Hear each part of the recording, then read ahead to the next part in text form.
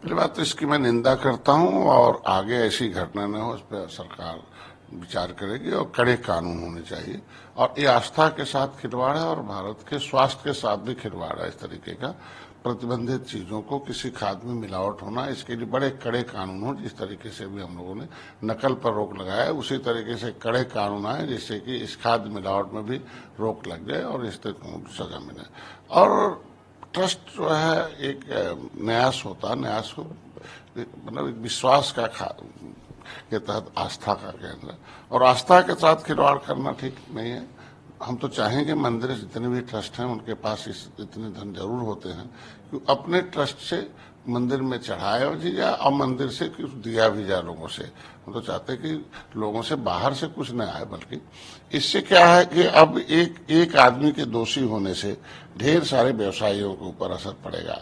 अब वो बेचारे जो भी मिठाई बनाएगा तो उसे लगेगा कि इसमें मिलावट है, तो उसका अब बिक्री कम होगा। मतलब एक अपराधी की वजह से ये इतने लोगों के ऊपर असर पड़ेगा। तो मैं प्रमुख वजह मानते हैं इस तरह की जो चीजें हो रही हैं कि बताइए प्रसाद के अंदर जानवरों की चर्बी मिला रहे हैं, क्या लगता है? पिछली सरकारों में देखो दो समय, एक तो कांग्रेस के समय जब स्वर्गीय इंदिरा गांधी प्रधानमंत्री थी तो ब्रह्मचारी जी थे, डालडा में उस तरह में मिला था और बहुत उसका देश में हंगामा हुआ था।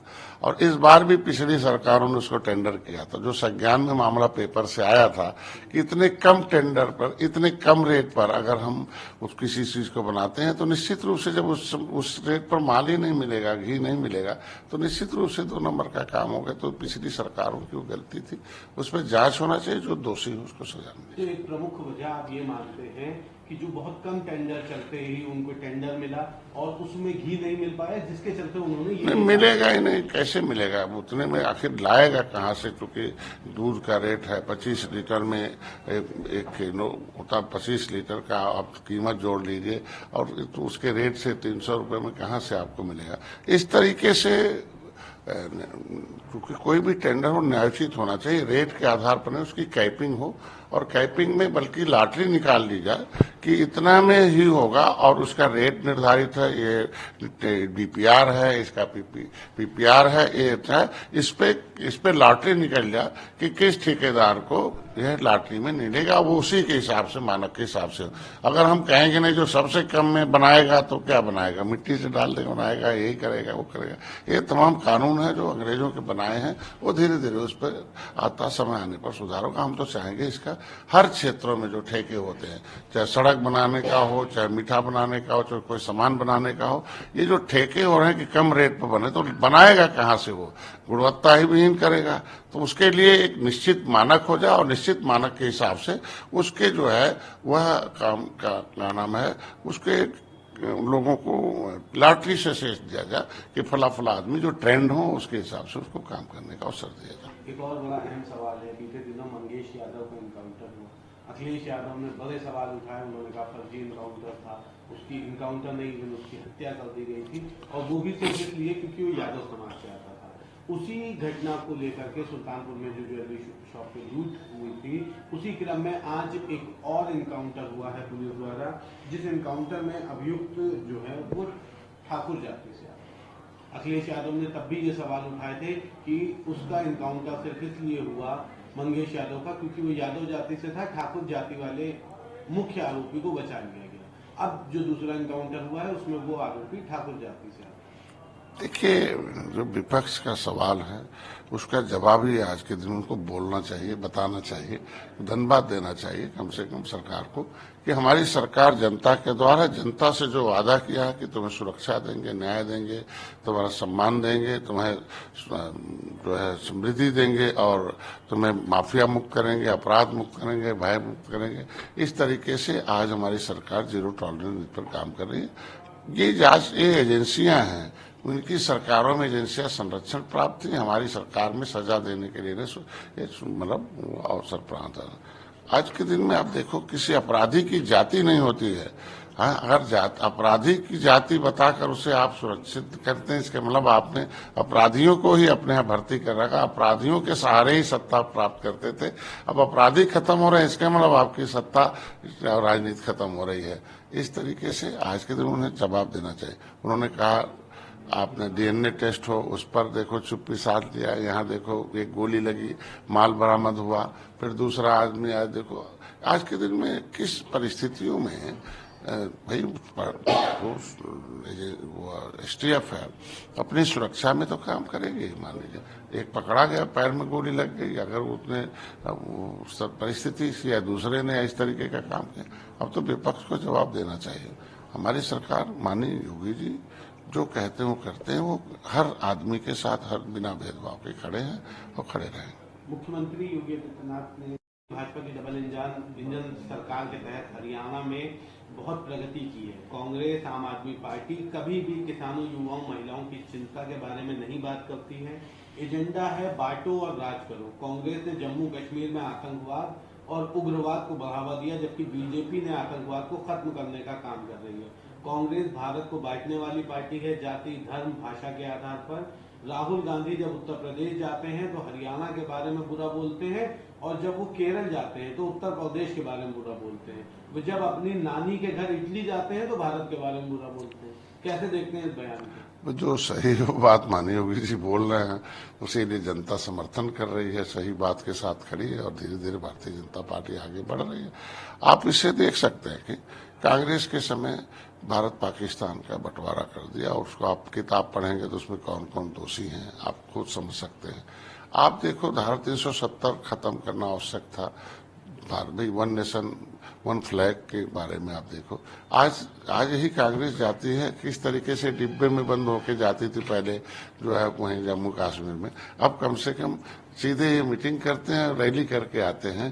धारा 370 खत्म हुआ, ये फिर वही चाहते हैं। आज देखो जितने अलगाववादी ताकतें हैं उनके साथ फोटो खिंचवाने का क्या मतलब है? इसके मतलब अलगाववादी सोच के आप लोग हो, जातियों को बांटना, धर्म को बांटना। सबसे पहले भारत के संविधान का में जो सबसे बड़ा शब्द आया कि जब संविधान सभा का चुनाव हो रहा था तो कई बार संविधान सभा में आया कि preamble of the constitution of India में जोड़ दिया जाए सेकुलर शब्द, लेकिन हमेशा संविधान सभा में हार मिली और नहीं जुड़ा।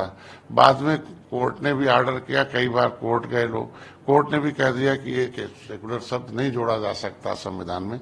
लेकिन जब सरकार नहीं थी कांग्रेस की, खत्म हो गई थी लास्ट में, मतलब इमरजेंसी लगा के आगे बढ़ाई गई थी, उस समय सेकुलर शब्द संविधान में जोड़कर भारत की दशा को खराब किया। इसके वजह यह शब्द क्या है, हिंदू मुसलमान आपस में लड़के राष्ट्रीयता खत्म करके धार्मिकता आई, और नतीजा क्या हुआ, भारत का दशा कहाँ था। अर्थव्यवस्था में आज देखो, अर्थव्यवस्था में हम 5वें नंबर पर। सेकुलर का मतलब तो एक समान, सेकुलर का मतलब ऐसा नहीं है धर्म का आधार होता है, सेकुलर का मतलब धार्मिक होता है। संविधान जो है बिना भेदभाव के सभी धर्म के साथ खड़ा है, और सेकुलर का मतलब हम जिसके साथ चाहें उसके साथ खड़ा रहें, यही मतलब होता है। इसीलिए तो आज के दिन में देखो क्या दशा रही भारत की, उसी के नाते तो आज के दिन में यह भारत में अलगाववादी ताकतें, आतंकवादी ताकतें, तमाम धर्म विरोधी भाषा ताकतें, ये सब काम हो रहा है। तो उसी की देन है ना कि अगर सुप्रीम कोर्ट ने सामानों के केस में ऑर्डर किया कि नहीं भाई आप किसी महिला के साथ